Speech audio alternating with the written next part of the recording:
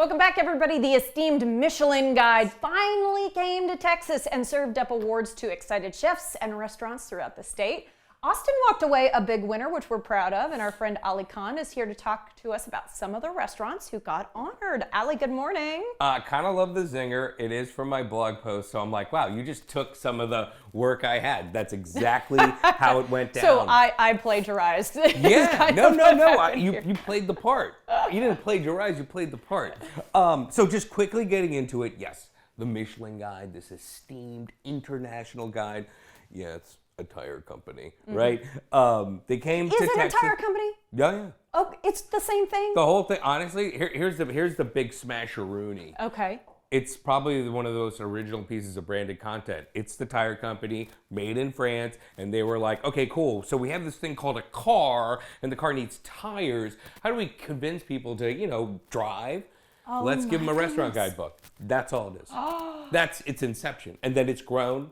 And, they just built off themselves, and they've traveled the world, and it's been interesting to see, to start out in France, which it's certainly in the Western world has been seen as the capital of gastronomy, but then as they have moved on and then gone to different places, that's been a big thing. Like, oh, did you hear the Michelin Guide's coming to Japan? Yeah. Huge. San Francisco, huge. Obviously, New York, Chicago were always in the purview, but they finally came to Texas. They've been in Colorado. I'm like, you've been in Colorado? They finally came to Texas, and the three big takeaways are this.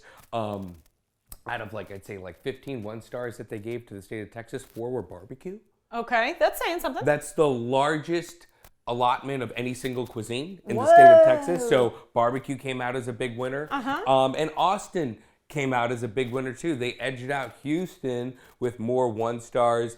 And I'll be honest too, very happy for so many friends who just got life-changing awards. Sure. But I was surprised. And then my last big takeaway was, so Michelin's known for stars, right? You have a 3-star, 2-star, 1-star. It should be noted that no restaurant in Texas received 2-star or 3-star. It's fine, it's Michelin, whatever. I'm just glad the barbecue joints won a couple stars, right? I'm glad they came here. Exactly. Yeah, They're I'm here. glad they showed up. And it's going to drive business, and that's what it's about, right? But they do have other categories. They have, I think, a green star, which, showcases restaurants that are committed to the environment and being eco-friendly and, nose to tail and all that good stuff, thinking about Mother Earth. But they also have a thing called Bib Gourmand. I love Bib Gourmand. Yeah, what does that mean? Bib Gourmand, and this is where it's tricky. Bib Gourmand is a restaurant where they're doing a food that's recognizable, but at the same time, it also offers really good value. Now, in my mind, being the guy who hosts a show called Cheap Eats, it's Cheap Eats, right? Yeah. And that's how, when I found different roundups in different cities, I'm like, I'm going to go to the Bib Gourmand, because that's a place I could easily eat at no problem. They're using a fancy word for saying cheap eats. I know, a fancy word for a bib, right? Yeah. Bib Gourmand. But here's the thing. I looked at the Bib Gourmand list, and there are restaurants on that list that, in my mind, are like Quantos Tacos, which to me is the perennial cheap eat restaurant for tacos, $2.75 for Mexico City street style tacos. But they also had restaurants on there that, in my mind, are restaurants that by design are aiming for 2 stars. So I'm kind of like, wait a minute, how are they all Bib Gourmands? So I came up with my own list. I went through the Bib Gourmands and picked out 4 that all hit one element.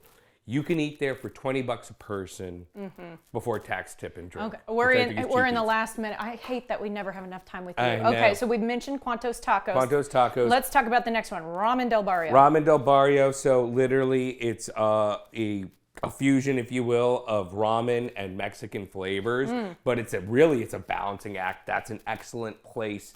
There's also KG Barbecue. Yeah. Now, KG Barbecue is barbecue, and barbecue gets expensive, but get the rice bowl, because you're going to get the entire concept of Cairo meets Texas in a single dish, also under $20. Get the brisket, rice bowl, super loaded. And then lastly, one of my favorite places, it's a breakfast taco. It's Austin, Texas, La Santa Barbacha. And I'll just say this, when you have those breakfast tacos, the scrambled eggs are cooked to order.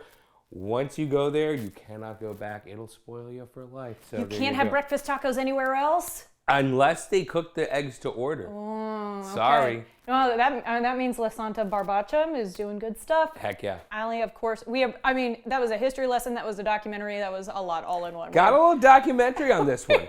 Appreciate you as always, my friend. Guys, tune in next month to learn about Ali's picks and keep up with his blog for all his latest bites at AliKhanEats.com.